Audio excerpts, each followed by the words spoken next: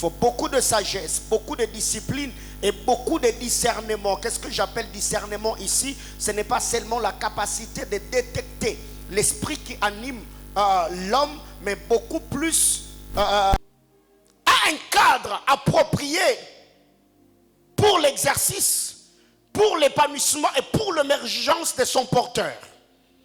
Sa onction a un cadre approprié. Chaque onction a un cadre approprié.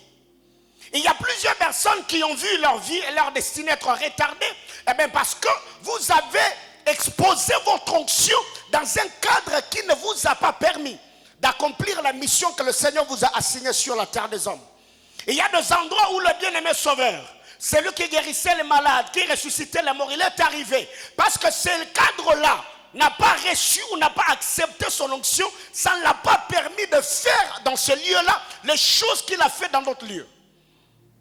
Donc, quand tu seras en train de prier, Seigneur, où est moi? Il faut également demander à Dieu que le Seigneur t'amène là où ton onction sera acceptée, là où ton onction va s'épanouir, là où ton onction va émerger. Ce qui fait qu'il y a des gens aujourd'hui qui pensent qu'il y a le lait et le miel seulement à l'étranger. Tu peux aujourd'hui, tu vas à Dilolo, tu vas à Mokambo, tu vas à Sakanya, et là Dieu fait de toi un grand apôtre. Les gens peuvent commencer à quitter les États-Unis pour venir à Mokambo parce qu'ils ont besoin de Dieu. Quelqu'un comprend de quoi je parle? Troisième vérité. Chaque onction a une saison. Et c'est là que je vais d'ailleurs commencer à libérer le fardeau de ce soir. Chaque onction a une saison. Chaque onction a une saison. Chacun d'entre nous a une mission bien précise sur la terre. Et il y a des hommes que Dieu a appelés, il y a des hommes que Dieu a mandatés.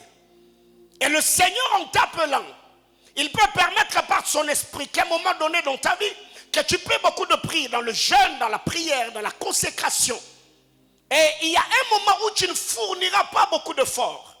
Parce que le Seigneur, dans sa volonté, il va t'introduire dans une saison qui va te permettre à vivre la manifestation glorieuse de sa puissance.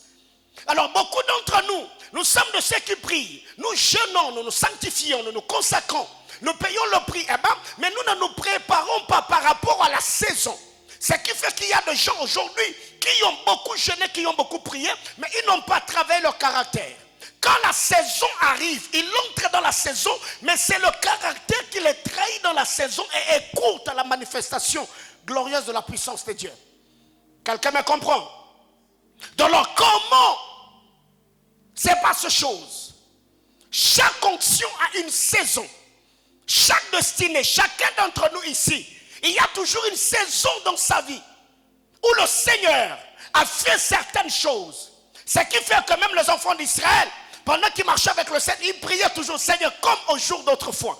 Comme au jour d'autrefois, comme au jour d'autrefois. Pourquoi? Les jours d'autrefois, ce sont des saisons favorables dans lesquelles le Seigneur avait introduit son peuple. Et quand ils regardent les réalités auxquelles ils sont confrontés dans le présent, ils se souviennent des choses que le Seigneur a fait autrefois. Ils se disent, Seigneur, visite-nous comme tu l'as fait au jour d'autrefois.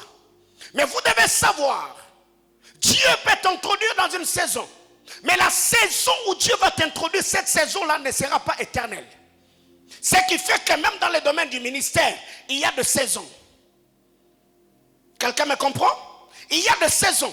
Il y a des églises de saisons. Il y a des prédications de saisons. Il y a des onctions de saisons. Où tu sens que dans cette saison-là, on parle de toi, on parle de votre église, on parle de ton pasteur, on parle de tes affaires, on parle de ton talent. Mais après un moment, tu commences comme à perdre certaines choses. Tu n'as plus le poids, l'impact, la renommée, la notoriété que tu avais. Pas nécessairement parce que tu as péché, mais parce que ta saison tend à sa fin. Maintenant, que faire quand tu entres dans une saison? L'homme prudent dans la saison, il va travailler pour traiter des alliances dans la saison. 2, il doit travailler pour se maintenir même après la saison. C'est dangereux que de sortir dans une saison et perdre l'équilibre ou la gloire qu'on avait dans la saison. Je m'explique. Dieu t'élève dans les affaires. Tu montes et tu te fais beaucoup d'argent. C'est la saison. Mais après, Ne perds pas tout ce que tu as reçu dans ta saison. Investis cet argent pour qu'après la saison, que ce que tu as investi dans la saison te maintienne après la saison. Est-ce que quelqu'un me comprend? Et même dans le domaine du ministère, quand tu es dans ta saison, ne vis pas dans le péché, ne perds pas la vie de prière, ne désobéis pas à Dieu. Parce que quand ta saison prendra fin, le Seigneur peut toujours continuer à te servir, mais si tu te maintiens après ta saison, tu auras toujours ton témoignage, ta réputation, ta crédibilité, et le Seigneur te gardera. Mais vous devez savoir, c'est les alliances qui font vivre toutes les onctions dans toutes les saisons. Les alliances peuvent faire vivre une onction dans toutes les saisons. J'arrête. Les alliances peuvent faire vivre une onction dans toutes les saisons. Je prends un exemple. Aujourd'hui, un exemple, je ne suis pas encore dans ma saison, c'est un exemple que je donne. Je suis dans ma saison. En étant dans ma saison, j'élève Doxa dans ma saison. J'élève Jonathan dans ma saison. J'élève par exemple le berger Patou dans ma saison. Maintenant, quand eux seraient dans leur saison, ils peuvent faire vivre mon onction dans leur saison. Est-ce que quelqu'un me comprend? Pourquoi? Parce que moi, j'ai traité alliance avec eux dans ma saison. Je les ai soutenus dans ma saison. Quand ils seront dans leur saison, ils ne m'abandonneront pas. C'est ainsi que je peux ne pas être dans ma saison, mais mon onction peut vivre dans la saison des autres. Ce que j'ai dit, l'homme de Dieu béni, il l'a compris. Il n'est pas de la génération de l'homme de Dieu Christ Kilomé. Il n'est pas de la génération du prophète Hubert Engel. Il n'est pas de leur génération. Mais parce qu'eux, ils sont dans leur saison. Béni, il est à côté de quiconque est dans sa saison. Est-ce que quelqu'un me comprend? Bien aimé, c'est pourquoi quand tu sens que tu es dans ta saison, ne gère pas ta sémence. Bénis d'autres personnes dans ta saison, parce que quand tu ne seras plus dans ta saison, ceux qui ont bénéficié de ta grâce dans ta saison, ils peuvent faire vivre ton onction dans leur saison. Dis à ton voisin, c'est les alliances qui font vivre les onctions dans les saisons. Alors qu'est-ce que je fais? Je me dis, ok, imaginez-vous aujourd'hui, je sers Dieu et j'arrive à un moment, je n'ai plus d'invitation, j'ai un bon témoignage, tu as la grâce, tu as l'onction. Mais donc ça a peut-être un ministère où il réunit des hommes de Dieu américains. Un exemple, et que ça lui arrive au nom de Jésus. Voyez-vous, j'ai des fils qui organisent des conférences internationaux, ils appellent des hommes de Dieu de partout. Et moi, je suis leur père. Imaginez-vous maintenant, mais quand ils appellent ces hommes de Dieu-là, je suis sur l'affiche. Ok? Quelqu'un qui est dans sa saison, il peut amener mon onction dans une mise à jour. Je prêcherai devant ces hommes-là. Je prophétiserai devant eux. J'exercerai mon ministère devant eux. Et je peux avoir une autre porte qui peut m'introduire dans une autre saison. Parce que quelqu'un qui était dans sa saison m'a ouvert porte dans sa saison. Mais parce que c'est moi qui lui avais introduit quand j'étais dans ma saison. Alors déjà ici vous allez comprendre que tout ce que je suis en train de faire, je suis en train de s'aimer. Parce que je sais que demain après-demain, je n'aurai plus les privilèges que j'ai aujourd'hui. Alors mon onction vivra dans la saison de mes enfants. Alléluia. Alors si vous avez la saison, frère, l'église n'a pas un séminaire. Je te dis. Voilà. Alors, chaque onction a ses ennemis, les ennemis de l'onction. Chaque onction sera toujours exposée à des entités spirituelles qui fera tout pour le bloquer, qui fera tout pour l'essuyer, qui fera tout pour briser le oint et son onction. Alors, recevoir l'onction d'un oint ne fait pas seulement de toi participant aux bénédictions attachées à son onction, mais fera de toi d'office participant au combat qui est attaché à l'onction. C'est pourquoi, quand tu sens que tu es entré dans une saison où l'onction d'un roi t'a béni, bien aimé, il faut avoir le courage de poser la question à cet homme. Qu'il t'explique ou te parle des ennemis de son onction.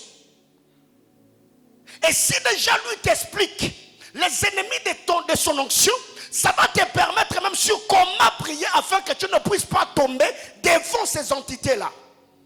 Alors il y a plusieurs personnes qui ont reçu l'onction si tôt et quelques mois après seulement, ils ont perdu l'onction. Peut-être à cet homme-là, l'ennemi de son onction, c'est les femmes. Maintenant, il vient, il t'impacte, toi tu reçois l'onction. Mais il ne t'a pas dit que cette onction, l'ennemi de cette onction sont des femmes. Maintenant, demain, parce que toi tu n'as pas l'information, tu peux recevoir des compliments, des femmes qui te tournent autour, toi tu tombes. Pourquoi? Parce qu'il ne t'a pas dit que l'onction que tu as reçue là, attends-toi demain, après-demain. Il y a telle opportunité, peut-être à lui, son onction est toujours exposée à la cupidité. C'est qu'il y a beaucoup de gens qui tournent autour de lui, qui ont l'argent.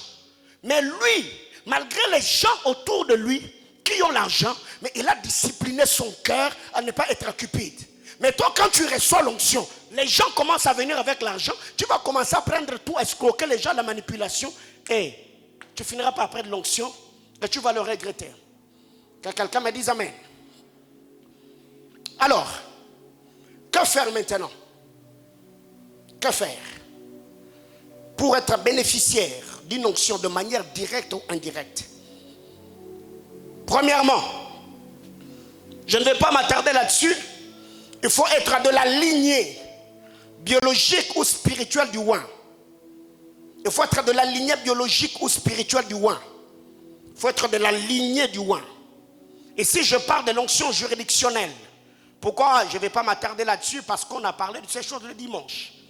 On a parlé de l'onction juridictionnelle et de comment ça marche. Genèse chapitre 22, le verset 17. Il faut être de la juridiction spirituelle du roi. Autrement dit, de la famille biologique ou la famille spirituelle. Genèse 22, 17. C'est un culte d'enseignement. Je vais m'efforcer de redescendre sur terre. Je te bénirai, je te multiplierai. Je multiplierai ta postérité. Comme les étoiles du ciel et comme le sable qui est au bord de la mer. Et ta postérité possédera la porte de ses ennemis. Ici, Abraham est celui qui a reçu la promesse. Abraham est celui qui a eu le clause d'alliance avec le Seigneur. Et quand Dieu arrive, Dieu n'a pas limité l'accomplissement de ces choses qu'à Abraham. Il a attaché également la postérité d'Abraham à ces choses. Or, nous savons très bien qu'Abraham a deux postérités, les sables qui sont au bord de la mer et les étoiles qui sont placées là aux cieux. Et cela est expliqué dans les portions d'écriture que nous venons de lire. C'est que pour être bénéficiaire de l'onction, de l'alliance d'un roi, eh bien la première des choses, il faut être de s'aligner. Il faut de s'aligner de manière directe ou de manière indirecte. Donc sa lignée biologique ou sa lignée spirituelle. Alors très généralement chez nous, c'est bien beau quand un leader impacte ses fils spirituels. Il devient de grands hommes, il prêche, il prophétise. Et quand le leader lui-même, dans sa maison, il y a un enfant qui exerce le ministère, on s'est dit, ok, il commence à préparer la relève. C'est comme si les enfants de pasteurs, eux, n'écoutent pas la parole. C'est comme si les enfants de pasteurs, eux, ne lisent pas la Bible. C'est comme si les enfants de pasteurs, eux, ne bénéficient pas de l'onction directe, de manière directe. L'onction qui repose sur leur père. Alors déjà, ces comportements et cette manière de faire, moi, je n'approuve pas. C'est possible qu'un roi engendre ou ait dans sa lignée de fils spirituels équipés et qui ont un ministère de puissance et d'impact. Mais c'est aussi possible que parmi ces enfants sortent des hommes de Dieu qui vont servir le Seigneur. Je le crois. Donc ici, il y a ce des choses. Donc, soit tu es de sa lignée biologique, soit tu es de sa lignée spirituelle. On en avait parlé le dimanche. Alors, deuxième chose. Je parlerai de la loi de l'honneur. Il faut honorer l'onction et son porteur. Je ne vais pas non plus m'attarder parce que le dimanche même, on a un peu parlé de l'honneur, la loi de l'honneur. La loi de l'honneur. Alors, qu'est-ce que nous devons retenir? Proverbe chapitre 27, le verset 18. Proverbe 27, le verset 18. Proverbe 27, le verset 18, la Bible déclare: celui qui soigne un figuier en mangera le fruit, et celui qui garde son maître sera honoré. Celui qui garde son maître sera honoré. Dans d'autres versions, on dit: celui qui honore son maître sera honoré. Donc la loi de l'honneur peut faire de toi participant ou bénéficiaire d'une onction, d'une grâce qui repose sur le oint. Et ici, je le dis de manière directe ou de manière indirecte. De manière directe, ça veut dire tu es attaché à lui. Tu es attaché à son cordon ombilical spirituel. Tu es de sa lignée spirituelle. Le fait d'honorer l'onction et son porteur peut te connecter aux bénédictions et clauses d'alliance. Mais aussi, le fait d'honorer une onction de manière indirecte, ça veut dire tu apprécies cette grâce-là. Tu honores le oint, tu respectes sa grâce et son onction. Ça peut te connecter également aux bénédictions d'alliance. Lisons une autre portion d'écriture.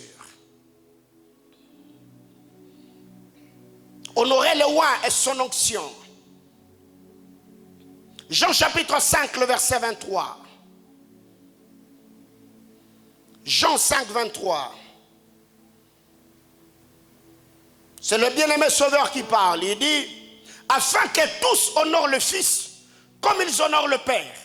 Celui qui n'honore pas le Fils n'honore pas le Père qui l'a envoyé. La loi de l'honneur est une loi importante. Je vous donne d'autres portions d'écriture. Vous allez les lire à la maison. Ecclésiaste chapitre 5, le verset 9. Ecclésiaste 5, le verset 9. Malachie chapitre 3, le verset 16. Malachie 3, 16. Jean 5, 23. Proverbe 27, 18. Ecclésiaste 5, 9. La loi de l'honneur, il faut honorer le oint. Bien-aimé dans le Seigneur, chose étonnante, je l'ai toujours dit. Dans le monde spirituel, l'onction n'honore pas le visage. L'onction n'honore pas la proximité. L'onction honore le cœur. Tu peux être à côté d'un oint que tu sabotes dans ton cœur, mais que tu honores et célèbres dans ta bouche. Eh bien, il faut savoir, l'onction n'honore pas le parole. L'onction n'honore pas la proximité. L'onction n'honore pas le visage. L'onction honore le cœur. C'est possible qu'un Géasi qui était à côté d'Élisée puisse hériter de la lèpre d'un étranger qui venait d'un pays lointain. Je parle du général Aman. Alors qu'il était à côté du prophète, au lieu d'hériter de l'onction du prophète, il a hérité de la lèpre de Naaman. Bien-aimé dans le Seigneur, vous devez savoir, quand vous êtes à côté d'un oint, un homme qui sert Dieu dans l'intégrité, votre vie est en insécurité. Quand je parle de l'insécurité, je parle du danger. Soit vous pouvez être béni, soit vous pouvez être maudit.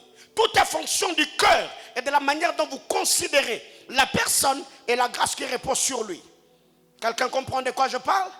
Alors déjà, si tu sens que dans ton cœur, le diable commence à faire entrer un venin qui te pousse à regarder un oint comme un homme ordinaire et commence à le mépriser dans ton cœur, dis-toi que tu es en train d'être exposé à la malédiction. Il y a des gens comme ça qui ont vu leur vie et leur destinée fanée seulement parce que le diable a placé dans leur cœur une autre sémence. Et tu verras que cet homme que tu admirais, que tu appréciais, tu vas commencer à le regarder d'une certaine manière, avec mépris, avec dédain, l'estime, la considération, l'amour que tu as vu vis-à-vis de sa personne, vis-à-vis de son onction, vis-à-vis de son Dieu. Tu verras que toi-même tu commenceras à te déconnecter petit à petit. Mais ce qui est dangereux, c'est quand l'on fait semblant. Mais on sait que dans le cœur, on n'aime plus le oint et son onction. Mais on fait semblant comme de rien n'était. Tu verras que tu vas commencer à parler, tu vas commencer à critiquer, tu vas commencer à te moquer. Et la malédiction viendra sur ta vie. Que quelqu'un me dise Amen. Autre chose. Toujours ici parlant de la loi de l'honneur, vous devez savoir que tout oint, quand on l'honore avec ses anges. Les anges du oint s'émeuvent là où le porteur de l'onction est honoré. 1 Corinthiens chapitre 12, le verset 26. La Bible déclare, quand un membre de notre accord est honoré, c'est tous les membres qui sont honorés. Or, quand un homme est oint, il y a autour de lui toute une juridiction. Il y a sur lui, il a reçu sur lui un mandat, une dotation. C'est quand il est honoré, les anges qui travaillent avec lui sont honorés. Et par la loi de l'honneur, les anges peuvent se mouvoir afin de propulser ou d'introduire celui qui a honoré le oint et son onction dans sa destinée. L'apôtre Paul dit, quand un membre de notre corps est honoré, c'est tout le membre, c'est tout le corps qui est honoré. Donc quand tu honores un roi, tu ne l'as pas seulement honoré lui, tu as honoré ses sacrifices, tu as honoré ses alliances et tu as également honoré les anges qui sont attachés à sa vie. Et le fait que tu as honoré cette âme, les anges autour de lui peuvent t'ouvrir une très grande porte et t'introduire de manière surnaturelle dans ta destinée. Troisième chose, pour bénéficier des alliances d'en haut de manière directe ou indirecte, il faut bénir le oint. Bénir le oint s'il est vivant. Bénir sa postérité, physique, biologique ou spirituelle. Tu peux bénir un oint. Tu lui fais du bien. Tu bénis le oint. Tu peux bénir ceux de sa lignée, biologique ou spirituelle. Tu vois un homme de Dieu, c'est ton père avec qui tu passes plus de temps. Tu peux devenir participant à ces alliances en les bénissant, en l'honorant, en bénissant sa postérité biologique ou encore sa postérité spirituelle. Mais ici, je vais scinder ce que je suis en train de dire. Si c'est quelqu'un avec qui tu as des contacts directs, tu peux le bénir lui ou tu peux faire du bien à ceux qui sont attachés à lui, ça veut dire sa postérité biologique. Mais si c'est quelqu'un que tu apprécies de loin, mais tu ne sais pas comment entrer en contact direct avec lui, tu peux chercher quelqu'un de sa ligne ou quelqu'un qui a été nourri de manière directe par lui. Quelqu'un me comprend? Je donne un exemple. Ici, il souffrait que je le prenne un peu dans le cadre du ministère. Tu apprécies l'onction qui repose sur le pasteur Chris Oakilome. Mais déjà, rencontrer cet homme de Dieu, c'est quasiment impossible. Pas quasiment impossible, mais c'est compliqué. Vu la distance, il est anglophone, on est francophone. Vu la distance, certains protocoles et tout ce qui va avec. Mais je peux me connecter à lui en faisant du bien à quelqu'un qui est sorti de manière directe de sa lignée. Et je crois récemment, il y a une vision que je partageais avec vous. Je me suis dit, je vous ai dit, j'ai vu dans une vision telle et telle autre chose. Et je dois chercher le pasteur de Chris Ambassi ici. Il faut que je le fasse du bien, il faut que je donne l'offrande. Il ne peut pas, Trésor m'a dit. D'ailleurs, le pasteur en question, il habite, il loue dans sa parcelle. Et je me prépare afin de faire une offrande, aller voir cet homme de Dieu. Et le lui remettre afin de me connecter à l'onction du pasteur Chris, selon la vision que j'avais reçue par la grâce de Dieu. Donc ici, tu peux faire du bien, bénéficier de l'onction de roi en te connectant de manière directe ou indirecte. Donc tu lui fais du bien ou tu fais du bien à sa postérité biologique ou spirituelle. Genèse chapitre 12. Genèse 12, le verset 3. Et ce que je dis, c'est dans tous les domaines de la vie, ce n'est pas seulement dans le ministère. Genèse 12, le verset 3, la Bible déclare: je bénirai ceux qui te béniront, et je maudirai ceux qui te maudiront. Et toutes les familles de la terre seront bénies en toi. Je bénirai ceux qui te béniront, et je maudirai ceux qui te maudiront. Et toutes les familles de la terre seront bénies en toi. Lisons également Genèse 26, le verset 4. Genèse 26, le verset 4. Je multiplierai ta postérité comme les étoiles du ciel. Je donnerai à ta postérité toutes ces contrées. Et toutes les nations de la terre seront bénies à ta postérité. Et si Dieu parle à Abraham, au chapitre 12, il lui dit: toutes les familles de la terre seront bénies en toi. Et quand il va dans Genèse 26, il parle à Isaac, Il dit, toutes les familles de la terre seront bénies à ta postérité. C'est qu'ici, nous avons deux types de postérité. Le sable qui est au bord de la mer et les étoiles du ciel. Le sable qui est au bord de la mer, je le prends comme la postérité biologique, la postérité physique ou charnelle. Les étoiles dans le ciel, je les prends comme la postérité spirituelle. Parce que c'est l'interprétation que les épîtres nous donnent. Donc tu peux te connecter à une alliance en faisant du bien à un roi, en faisant du bien à sa postérité biologique ou à sa postérité spirituelle. Et ici je parle à tous ceux qui veulent émerger dans tel et tel autre domaine. Bien-aimé dans le Seigneur, regarde autour de toi. Tu peux peut-être voir ce que tu cherches, reposer sur un roi, mais tu ne sais pas comment entrer en direct, en contact de manière directe avec lui. Peut-être qu'il n'est plus en vie. Cherche. Tu verras toujours que le Seigneur mettra quelqu'un de s'aligner sur ton chemin afin de t'introduire dans ta saison. Quelqu'un me comprend? Le Dieu que nous servons, vous croyez que c'est un Dieu de rencontre? Dieu est un Dieu de rencontre. Abraham devait avoir le sacrificateur et le roi dans sa lignée, selon ce que Dieu avait dit. Mais pour qu'il soit connecté à cette onction-là, l'onction royale et l'onction de la sacrificature, il a fallu qu'il rencontre Melchisédek. Et c'est Melchisédek qui avait ce dont Abraham avait besoin. Abraham a donné à Melchisédek les biens matériels et Abraham a donné à Melchisédek a donné à Abraham les biens spirituels. Certes, Abraham pouvait regretter de la somme d'argent. Je ne sais pas ce qu'il avait donné, la Bible claire. Il a donné la dîme de tout. C'était en argent, c'était en bœuf, en argent, en troupeau. Comme nous le savons, il avait 3 unités de production. Mais la Bible claire, c'est qu'Abraham a donné à Melchisédek a quitté la vie d'Abraham dans le présent, mais ça enrichit sa postérité dans le futur. C'est qu'un homme spirituel ne regrette pas de ce qu'il dépose sur l'autel maintenant, parce qu'il sait que Dieu le lui rendra de manière amplifiée. Quelqu'un comprend de quoi je parle? Donc ici, tu peux bénéficier de l'onction de roi en le bénissant, en lui faisant du bien, à lui, à sa postérité, biologique ou encore spirituelle, par la grâce de Dieu. Encore, bénir le roi n'est pas seulement lui donner l'argent. Tu peux t'engager en devenant un partenaire des prières d'un roi, de manière directe ou de manière indirecte. Tu réussis, même dans les affaires, tu vois quelqu'un qui prospère, tu te dis, Seigneur, comme moi je veux devenir aussi comme cet homme-là, et qu'il est riche, je n'ai rien à lui donner, mais je me mettrai seulement à prier pour lui. Je vais soutenir ses affaires dans la prière, afin que mes affaires à moi soient soutenues aussi par ses alliances. Quelqu'un me comprend?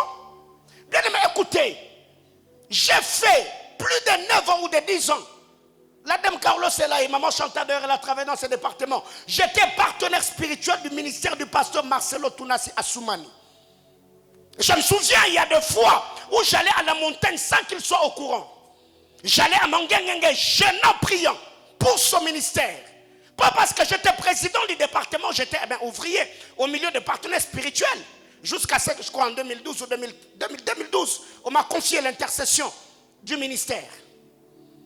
Alors qu'est-ce qui arrive? J'allais dans des montagnes, je jeûnais, je priais. Je n'avais pas une église que je dirigeais, je n'avais pas un puissant ministère à l'époque, mais je m'étais engagé à prier pour lui. Et pendant que je priais, je disais à Dieu, aussi longtemps que tu élèveras cet homme, Seigneur, élève-moi aussi. Et aujourd'hui, je ne regrette pas de m'être investi dans ce ministère. Et je crois d'ailleurs là, je n'ai pas encore même commencé le ministère. Que quelqu'un me dise Amen.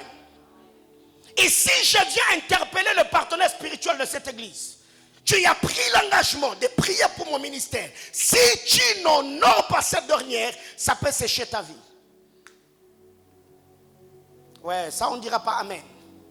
Quand vous lisez la parole de Dieu, Ephésiens chapitre 6, le verset 19, l'apôtre Paul, malgré la dimension qu'il avait, Paul demandait le soutien spirituel des églises. Il dit, priez pour moi, afin que toutes les fois où j'ouvrirai ma bouche pour parler, que la grâce de Dieu me soit donnée, afin d'expliquer le mystère de Christ. Bien aimé, écoutez, être partenaire spirituel de quelqu'un n'est pas mince affaire. Tu sais que ce que tu fais aujourd'hui, tu es en train d'investir dans ta vie future. Moi, j'ai pris pour lui pour que lui entre dans sa saison. Et moi aussi, quand je serai dans ma saison, Dieu suscitera aussi des hommes et des femmes qui auront le fardeau de prier pour soutenir mon ministère et encore dans ma saison. Est-ce que tu as ce genre de personnes autour de toi? Des gens qui prient pour toi, des gens qui se tiennent devant le trône du Seigneur, jeûnant et priant, recommandant ta vie à la grâce de Dieu. Tu peux être son partenaire de prière. Mais aussi, investir ou bénir un roi de manière directe ou indirecte, c'est aussi parler de lui devant les hommes. Ça veut dire témoigner de lui, parler en bien de lui. 2 Rois chapitre 5, le verset 3. Élisée était prophète, mais il n'était pas connu par le roi de Samarie ou encore par le général Aman. Mais pour que le général rencontre Élisée, il a fallu qu'une fille esclave qui était dans sa maison lui parle à sa maîtresse du prophète. Il a dit, si mon Seigneur rencontrait le prophète qui est à Samarie, on va le guérir de sa lèpre. Parce que cette fille a bien présenté Élisée. Et le général a pris le risque, il est allé dire au roi, on m'a dit qu'il y a un prophète en Israël à Samarie. Si je me rendais auprès de lui, il va me guérir de la lèpre. Directement, ordre présidentiel. Le roi a écrit, il a pris la lettre, il a envoyé Naman. Va là-bas contre Edéris. Il y a de cela, je crois, un mois. J'étais chez mon couturier, il devait m'arranger un habit. Et il y a une femme couturière qui était en train de travailler là. Et cette femme ne faisait que parler. Et c'était en train de discuter de choses de Dieu. Et moi, j'étais là, je faisais semblant comme si cela ne me concerne pas. Et à un moment, la femme me regarde et me dit, frère, est-ce que je peux t'inviter dans mon église? Je lui ai dit, maman, il n'y a pas un problème. Il n'y a pas un problème. Je veux venir. Il m'a dit, non, je connais les hommes de Dieu sur terre, mais mon pasteur est exceptionnel. Je dis, waouh. Je dis, ok, ça devient intéressant. Et mon couturier, sachant que je suis pasteur, il était en train de travailler, il me regardait, il souriait. Et la dame a tellement parlé de son pasteur, je vous dis, moi-même j'étais servi, je me suis dit, non, c'est pas ça, il faut d'abord que je le voie. Je lui ai posé la question, il s'appelle comment? J'attendais un grand nom parmi les noms que nous connaissons sur la ville. On m'a donné le nom de pasteur, excusez-moi le terme, je ne le connaissais pas. Mais il m'a dit, papa, non, cet homme est exceptionnel. Vous savez, quand je n'avais pas de maternité, cet homme est venu dans ma maison, faire des veillées de prière pour que j'aie un enfant. Et quand j'étais à la maternité, moi j'étais dans la salle technique, mon pasteur était dehors en train de prier. Non, cet homme est exceptionnel. Mon frère, je te donne l'invitation. Il m'a tellement appelé mon frère, jusqu'à ce que mon couturier était fatigué. Il a dit, lui aussi il est pasteur. Il a dit, hé, pasteur, je t'invite dans mon église. Même après j'étais pasteur, elle était tellement persuadée que pour elle, je dois arriver dans son église afin de rencontrer son pasteur. Je me suis dit, waouh! Donc il y a encore des femmes comme ça aujourd'hui qui parlent de leur pasteur. Alléluia. Bien-aimé dans le Seigneur, tu peux ouvrir la porte à quelqu'un seulement parce que tu l'as bien présenté. Le problème avec nous, c'est qu'aujourd'hui, nous apprécions les hommes de Dieu, mais nous avons du mal à parler de ce que Dieu fait avec eux. Ici, je ne suis pas en train de parler de culte de personnalité, mais écoutez, faut célébrer la grâce, il faut célébrer l'autel qui soutient ta vie. Que quelqu'un me dise Amen. Et d'ailleurs, il y a des gens qui pensent qu'ils sont trop spirituels et qui taxent toujours les autres d'être flatteurs quand ils voient ces personnes parler de leur pasteur, le processus sur leur statut. Et il y a même des gens comme ça qui ont le courage d'entrer dans mon bureau et me dire, oh non papa, moi je t'aime beaucoup, moi je t'aime beaucoup. Ce n'est pas parce que c'est pas parce que je te pose comme font les autres que moi je t'aime pas, seulement j'aime pas flatter. Donc je me dis, ok, donc là tu veux me dire que tous ceux qui me posent, ce sont des flatteurs. Quelqu'un comprend de quoi je parle? Donc il y a des gens comme ça dans la vie. Alors quatrièmement, la loyauté. Tu peux devenir participant aux alliances d'un roi par la loyauté.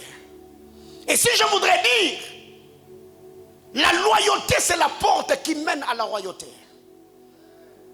Ceux qui servent loyalement, ils seront servis royalement. J'arrête. La loyauté est la porte de la royauté. Ceux qui servent loyalement seront servis royalement. Posez la question à Élisée, il vous dira. Élisée a servi Élisée loyalement, mais lui a été servi royalement. Élisée était entrepreneur. Quand il a vu Élisée monter, Élie monter, il s'est écrié, mon père, char d'Israël. Mais lui qui a servi loyalement, à son tour, ce n'est pas un prophète qui est venu crier. C'est un roi qui est venu au chevet du prophète en se criant, mon père, char d'Israël. Dis à ton voisin, la loyauté est la porte qui mène à la royauté. Et ajoute en lui disant, celui qui serve loyalement sera servi royalement. Et il y a plusieurs personnes qui ont besoin de vivre certaines choses dans leur vie. Mais dans leur esprit, ils sont rebelles. Dans leur esprit, ils sont rebelles. Mais ils peuvent faire semblant. Non, papa, daddy, on est là. Mais dans son cœur, il te boude. Ça, c'est une sémence que tu dois éradiquer de toi. Il faut chasser ce genre de choses dans ton esprit.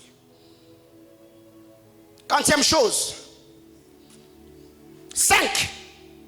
Il faut apprendre à marquer le cœur d'un roi en se rendant disponible ou en se rendant utile.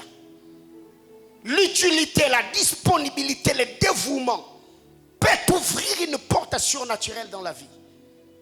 Bien aimés, tous, nous ne servirons pas toujours Dieu avec notre argent. Mais peut-être toi tu n'as pas l'argent, mais tu as le temps. Récemment, il y a un bien-aimé qui m'a marqué. Il est venu, il m'a regardé, il m'a dit, pasteur, je m'engage à passer chez vous tout le matin à 6 heures et nettoyer votre véhicule.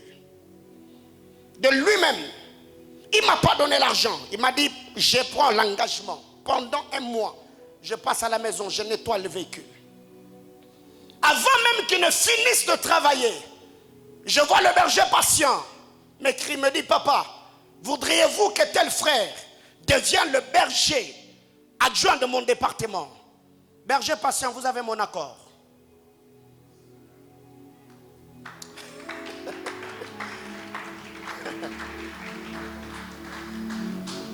Il y a quelque chose qui attend ses bien-aimés. Mais seulement parce qu'il s'est disponibilisé. Il a marqué mon cœur. Je me suis dit, Seigneur, pourquoi il le fait? Qu'est-ce qu'il veut? Et jusqu'aujourd'hui, je n'ai pas prié pour lui. Il venait très tôt à la maison, pendant peut-être que je suis en train de dormir ou prier. Lui, il était là dehors. J'entendais seulement sa musique au garage. Il est là en train de jouer la musique. Il est en train de nettoyer le véhicule. Il finit, il sort, il part. Alors que je n'avais pas parlé avec le berger patient, de lui-même il m'écrit, me dit, papa, est-ce que vous permettez? Et dans mon esprit, je me suis dit, non, je ne permets pas aussi longtemps qu'il n'a pas fini son engagement. Quelqu'un comprend de quoi je parle?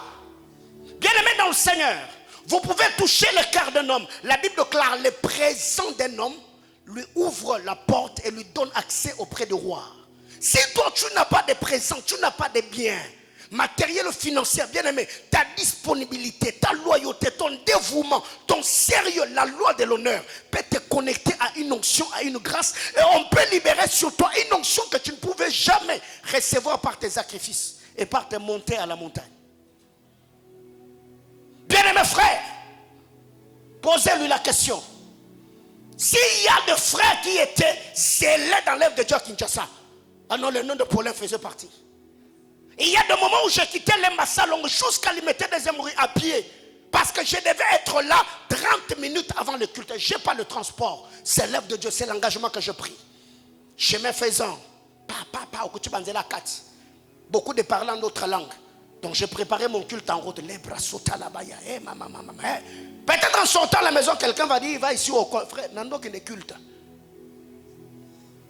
Et pendant ce temps-là, je n'étais pas seulement frère Paulin, j'étais prophète Paulin.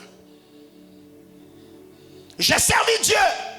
J'ai touché le cœur de mon père. À un moment donné dans la vie, il y avait tellement la croissance numérique à l'église, il a lancé l'appel. Il a dit, venez, on a besoin d'acheter des chaises. Alors que chez moi, là où je louais, je n'avais que 6 chaises en plastique. J'ai dit à Dieu, Seigneur, je prends l'engagement, je donne mes chaises. Je suis allé au bureau, j'ai dit, papa, moi je n'ai pas l'argent. Tous les 6 chaises en plastique que j'ai là, mais je vais les donner à l'église. Il m'a dit, honore ton engagement. Je suis venu avec les chaises, je les ai données. Il m'a regardé, il m'a dit, si il arrivait que dans ta vie, quand tu vas entrer dans le mal, si tu commençais ta vie de couple avec des chaises en plastique, c'est que moi je ne suis pas appelé par le Seigneur. Quelqu'un me comprend? Bien aimé frère, et quand j'ai commencé ma vie de couple, j'ai commencé ma vie de couple avec un salon de $1800. Quelqu'un me comprend? Donc il y a des choses comme ça qui peuvent t'arriver dans la vie seulement parce que tu as marqué le cœur de quelqu'un. Et marquer le cœur de quelqu'un, c'est quand je parle de ouin, je ne parle pas de moi. Celui qui est à tes côtés est un ouin. Nous sommes des chrétiens. Christ Machia, le ouin. Donc c'est ce que je suis en train de dire là, je ne suis pas en train de dire après ici, suivez-moi au bureau, non. Parce que vous êtes comme ça, quand on dit comme ça, après, quelqu'un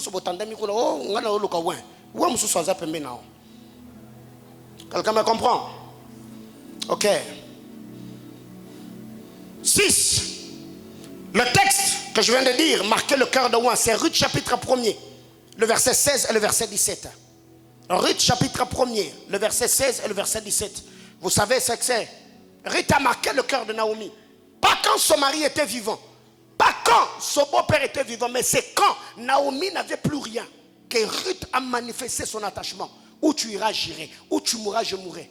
Et c'est parce que cette femme a manifesté l'attachement. Quand ils sont arrivés à Bethléem, Naomi a ouvert une porte à Ruth. Elle est entrée dans la généalogie de Christ. Il faut faire très attention. Ok. 6. Croire au roi et à son onction. Il faut croire au roi et à son onction. Il faut croire au roi et à son onction. Même le bien-aimé sauveur au jour de sa chair, il a dit croyez en Dieu et croyez en Dieu et croyez en moi. Donc ce n'est pas un péché. Parce que si tu crois en l'onction sans pour autant avoir confiance à son porteur, le manque de foi au porteur de l'onction peut devenir un blocage pour l'écoulement de l'onction. Jésus a dit croyez en Dieu et croyez en moi. Parce que si vous croyez en Dieu que vous ne voyez pas, alors comment croirez-vous que l'onction invisible qui est sur ma vie va vous toucher? C'est parmi les choses qui font que les anglophones opèrent facilement dans le surnaturel. Parce que ces hommes, quand ils se mettent à croire, non, ils croient. Comment expliquer qu'au temps de l'église primitive, Pierre n'a pas donné un enseignement en disant, eh bien, mon ombre peut guérir? Non, ces gens-là avaient tellement confiance en Dieu, ils avaient tellement confiance en Pierre, au point où eux-mêmes venaient avec le malade, ils les étalaient là. Et on attendait seulement que Pierre passe. Quand son ombre le touchait, ils étaient guéris. Donc si toi là, tu viens au bureau et que j'avais rendez-vous de prière avec toi, et tu arrives, je te dis, ne franchis pas ton pied ici. Va, Dieu a fait. Joanini, on a mis sa beauté. On a mis sa beauté. On a mis sa beauté. Papa, parce que moi, je n'ai pas l'argent dans cette église. Oh, papa, papa. Qui t'a dit que Dieu va croire seulement parce que je suis venu faire une nuit de prière dans ta maison? L'onction peut te toucher même par la voie téléphonique. Et il y a des gens comme ça qui ont expérimenté ce genre de choses dans cette église. Ouais. Il fait me je dis, je n'ai pas besoin de te rencontrer. Je lui écris, va, le Seigneur est avec toi. Moi, j'attends le témoignage. Il va, ça marche. Il t'écrit pasteur. Et Simba qui? Je savais qu'il y a au Simba. Parce que place où on a un Simboté, ma foute en a Simba yo. Ba angelo ou ba otangola na ba Simba. Faut croire au roi, à son onction. C'est Matthieu chapitre 15. Du verset 26 au verset 28. Je vais rapidement parce que nous devons prier. Matthieu 15, 26 à 28. Il faut croire. Ici, nous sommes en train de parler comment être bénéficiaire ou participant de l'onction d'un oin. De manière directe ou indirecte. Quelqu'un que tu apprécies de loin, mais tu ne peux pas le rencontrer. Frère, il faut croire que cet homme-là est un saint homme de Dieu. La foi et la confiance que tu as en la personne peut te connecter à l'onction, à la bénédiction qui l'accompagne dans le ministère ou dans la vie en général. 7. la contemplation et la célébration. Il faut contempler, il faut admirer, il faut célébrer l'onction que tu veux recevoir. La contemplation, la célébration, l'exaltation. Bien-aimés frères, Jésus, pendant qu'il était en train d'entrer à Jérusalem, il n'a rien dit. Les femmes ont commencé à chanter. Hosanna au Fils de Dieu. Hosanna à celui qui vient au nom du Très-Haut. Jésus, Fils de Dieu, il pouvait leur dire, hey,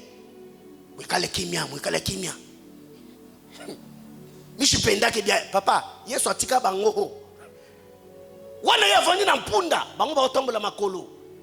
Jésus, même si vous vous taisez, autrement dit, parce que dans les minutes qui suivent, vous allez me lapider. Je serai seul abandonné dans la minute. Parce que après awa, boyen banane.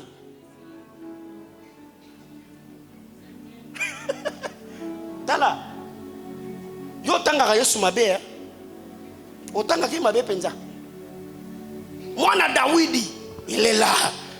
Donc si c'était aujourd'hui, donc il était soit à la limousine, soit à la cheval.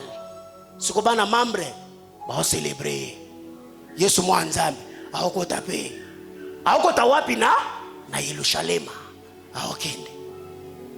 Nabi Yesu yupo linga biloko. Abe ngande kobati.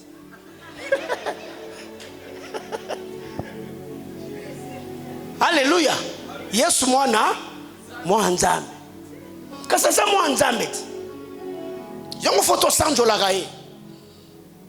Même si vous vous taisez, mon Père est capable de susciter même les pierres qui vont me célébrer. Et si je ne suis pas en train de parler du culte des personnalités, non, je ne suis pas en train de vous préparer à quelque chose pour que quand je commence à venir, vous vous mettez à genoux d'habit. Ici chez nous ça ne passe pas. Mais ici je parle de la disposition de l'esprit, pas de la position que de prendre nos corps, non. C'est que je peux être debout, mais dans mon âme est à genoux, face à l'onction qui bénit ma vie. En relevant l'œuvre qu'il a bâtie. Tu peux honorer la mémoire d'un roi, matériellement, physiquement aussi. Physiquement, c'est travailler dans la vision ou relever l'œuvre. La Bible déclare, si tu n'es pas fidèle dans ce qui est à autrui, comment le seras-tu quand le Seigneur te confiera ce qui est à toi? On peut honorer la mémoire d'un roi en gardant jalousement le dépôt spirituel, autrement dit son onction sur nous. Bien-aimés frères, aujourd'hui j'ai combien d'années de sacrifice dans le jeûne, dans la prière, pour arriver là où je suis. Et toi, en un culte comme ça, je t'appelle, je prie pour toi. Je dépose sur toi ce que moi j'ai amassé dans 16 ans de ministère. Et toi, tu vas jeter ça dans un hôtel à Kamalondo, frère. Ça, vraiment, tu as craché sur mes sacrifices ministériels. S'il y a des choses qui font qu'aujourd'hui, je reste sérieux. Un jour, je crois, c'était dans cette ville. Le prophète Élisée est venu, il a vu le travail qu'on a bâti. Il m'a dit, Paulin, je n'ai pas fait, ou je ne réaliserai pas ce que tu as réalisé. Mais tu me rendras fier en gardant jalousement mon onction qui est sur toi. Je serai consolé, même si je me retrouve là où je suis, en te regardant servir le Seigneur et en ayant les résultats que tu as. Je serai consolé. Parce que je ne voudrais pas, et toi et moi, qu'on se retrouve dans les mêmes choses. Et jusqu'au jour d'aujourd'hui, je me dis, plus il me voit servir, il est fier. Il s'est dit, je n'ai pas vécu vainement sur terre. Tout ce que j'ai emmagasiné, je le vois en lui. Et pendant que je priais ce matin, le Seigneur m'a dit, si lui, quand il était dans sa saison, il t'a permis de rencontrer certaines choses. Maintenant que toi, tu es en train d'entrer dans ta saison, permets-lui de récupérer aussi la saison.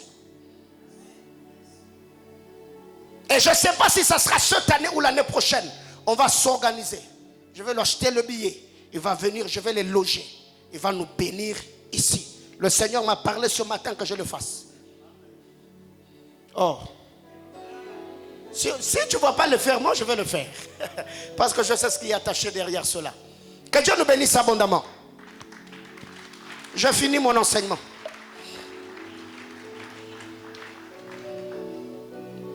Est-ce que quelqu'un a reçu quelque chose ce soir? Bien aimé, ces choses, ce sont des principes spirituels. Simples comme bonjour.